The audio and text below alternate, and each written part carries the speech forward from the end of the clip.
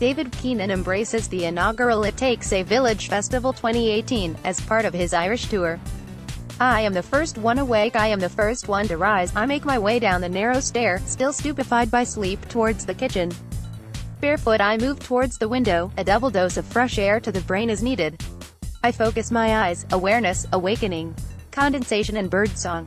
I hang out the window and observe the town. Tri-colored bunting hangs above the street under which kinds make their way towards school, passing a veg man and a bread van who intersect one another on the road. A head tilt and a wink, the universal sign of recognition. The air is clean, a breeze to the face feels like heaven. All is as it should be and I am far from the pale. Last night I had the opportunity to return to Debarras, a mecca, a treasure trove of last happenings whose energy still swells within its walls. Walls that smile, walls adorned with curios and voodoo, a place where a man might fall in love, stumble upon a life-altering idea, drink till he is drunk and sing till it was sung all in one night. I first experienced the place 3 years ago when Damien Dempsey brought me down to open for him, a gesture of Homeric epic proportions.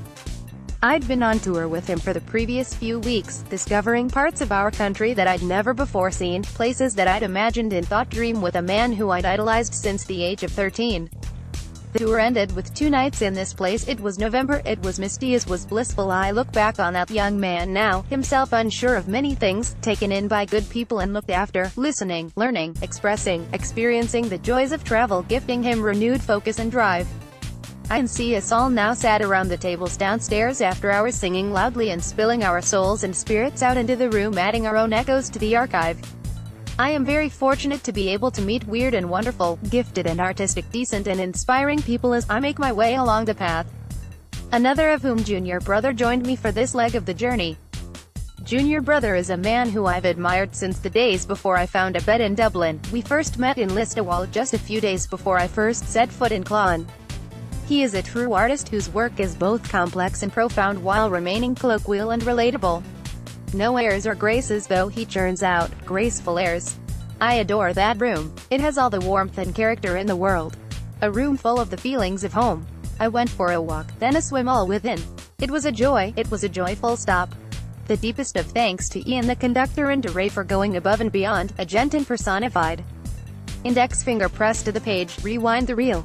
Earlier the previous day I had the chance to go further back into the well of memory, back to Trabolgan where I spent a week as a child to It Takes a Village festival. I was due to play at 3 o'clock but before the session of expression I was asked to be the guest on the Blind Boy Boat Club podcast. The universe is an avid listener it seems for this man and his work has been very present in my world over the past month. He seems to be an enlightened individual and it was a trip getting to converse with him. A shining voice of humor and reason in the country today. If you have yet to experience the Blind Boy podcast, then do yourself a favor and seek it out. It is medicinal and a product of a tuned-in head.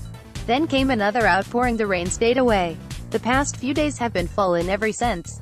Now to get cleaned up and head back towards Dublinia. Swimming in the current, working with the flow, happy as Larry. I reckon this saying originated with old Lazarus who was happy after his resurrection, open to correction, David the 10th.